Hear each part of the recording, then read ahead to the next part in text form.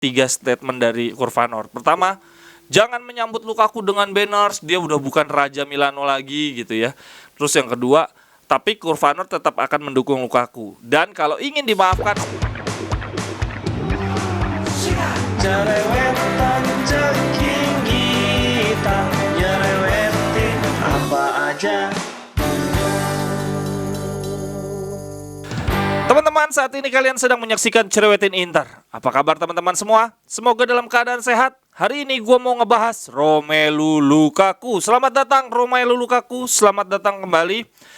Kemarin kita baru aja merampungkan transfernya.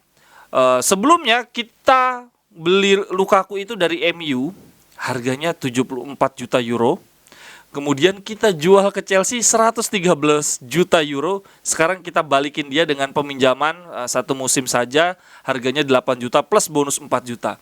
Gajinya dia turun juga dari 12 juta ke 8 juta. Luar biasa banget. Oh, Marotta emang canggih dalam hal negosiasi nih. Banyak yang gak suka dengan Lukaku, tapi gua dalam hal ini mencoba bersyukur saja selama dia bisa selama pembelian Dybala gak berpengaruh ya. Karena gue mencoba mengutip cerita dari bapaknya Inzaghi, bokapnya Simone Inzaghi, dia ngomong gini musim lalu. Simone Inzaghi sedih banget dan dia bilang bahwa kehilangan Lukaku tuh seperti kehilangan 3 pemain sekaligus. Pertama, penyerang yang mampu mencetak banyak gol.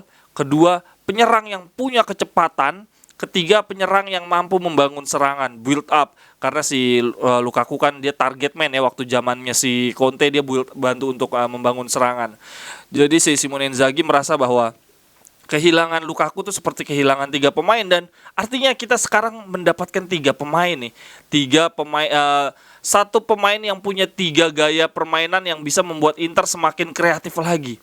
Musim lalu tanpa Lukaku aja kita udah luar biasa banget. Apalagi sekarang nih nambah Lukaku, berarti kalau gua pribadi akan melihat bahwa kita bisa istirahat ketika unggul 1-0. Kenapa bisa istirahat?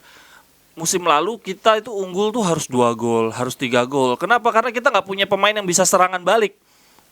Lautaro sama Zeko nggak punya kecepatan, sehingga back-backnya musuh juga berani gitu ya, ngurung dan bermain sangat tinggi ketika menyerang Inter. Ketika mengurung Inter mereka berani banget, nggak takut ada serangan balik, sehingga ya kita juga merasa nggak nyaman.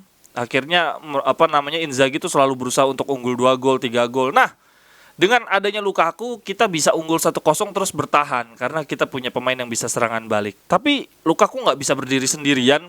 Musim waktu zamannya Conte kita Scudetto, Lukaku tuh punya Hakimi yang buat serangan balik. Jadi dia punya partner untuk untuk counter attack yang sangat cepat ya. Dan musim ini kita punya Dybala dan Mkhitaryan, itu sangat penting banget. Bukan punya ya, kita wajib memiliki pemain tengah atau partner yang cepat.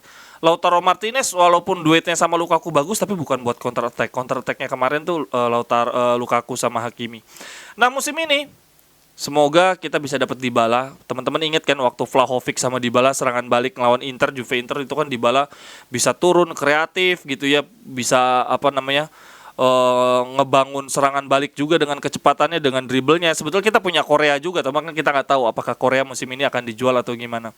Intinya adalah Lukaku, kalau kita pingin punya gaya permainan serangan balik sebagai salah satu opsi, ya Lukaku nggak bisa berdiri sendirian nih. Kita harus punya pemain yang cepat, yang bisa dribble. Dumfries cepat tapi dribblenya nggak begitu bagus, nggak sebagus Hakimi. Makanya Mkhitaryan sudah deal dan Dybala ini akan sangat amat krusial. Dan untungnya kalau gue baca di berita, Dybala transfernya tidak dipengaruhi oleh Lukaku. Memang untuk sementara ini memang inginnya deal Lukaku dulu. Tapi setelah Lukaku deal, sekarang tinggal menunggu penjualan 2 dari 3 penyerang kita, Zeko, Korea, dan Alexis Sanchez. Begitu 2 pemain ini, 2 dari ketiganya ini terjual, Dybala akan langsung segera dirampungkan. Dari yang gua baca, Dybala udah setuju gaji, yang belum tinggal bonus untuk agen pemain. Jadi itu perkara sepele lah. Semoga nggak ngaco-ngaco lagi. Dan yang paling penting lagi dengan kembalinya Lukaku adalah kita punya penendang penalti. Musim lalu Lautaro Martinez bikin stres, Alexis Sanchez juga nggak bisa nendang penalti, Zeko nggak pernah seumur hidup nendang penalti. musim depan kalau Dybala jadi masuk, berarti kita punya 3 penendang penalti. Hakan Calhanoglu, Lukaku dan Dybala. Bukan Lautaro Martinez memang parah banget tiap dia ngambil penalti deg-degan. Golangnya ya, 3 penendang penalti kita musim depan ada Hakan Calhanoglu, Lukaku dan Dybala. Tendangan bebas juga gitu. Kita punya banyak opsi. Kalau di sisi kiri pakai kaki kanan bisa Hakan Calhanoglu. Kalau tendangan bebas dari sudut kanan pakai kaki kirinya Dybala atau Di Marco. Wah, luar biasa banget. Dan yang menarik adalah Kurva Nord bikin statement bahwa dia mengajak untuk seluruh Interisti tidak menyambut Lukaku dengan banners, dengan kemeriahan, karena tetap ada perasaan dihianati, tetapi Kurva Nord tetap akan mendukung Lukaku. Dan Lukaku akan menerima kembali akan diterima permintaan maafnya dengan penampilan di lapangan yang bagus. Jadi itu 3 statement dari Kurva Nord. Pertama, jangan menyambut Lukaku dengan banners, dia udah bukan Raja Milano lagi gitu ya.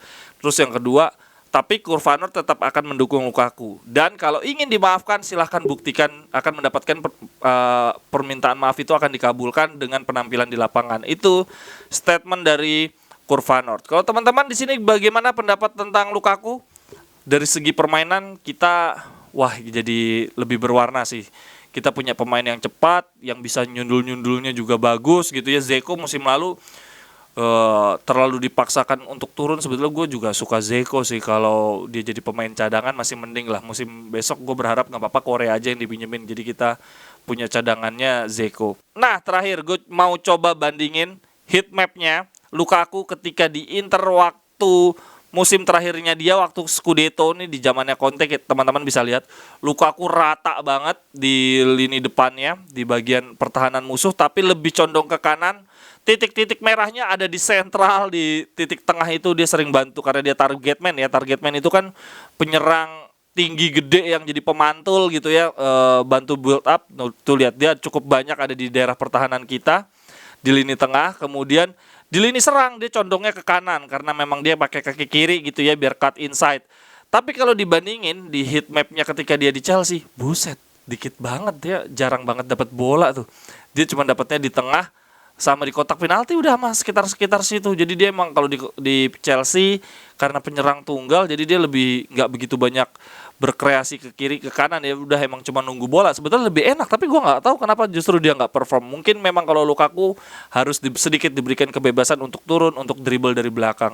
Oke deh teman-teman, sampai ketemu di ceretan-ceretan berikutnya. Bye bye, thank you.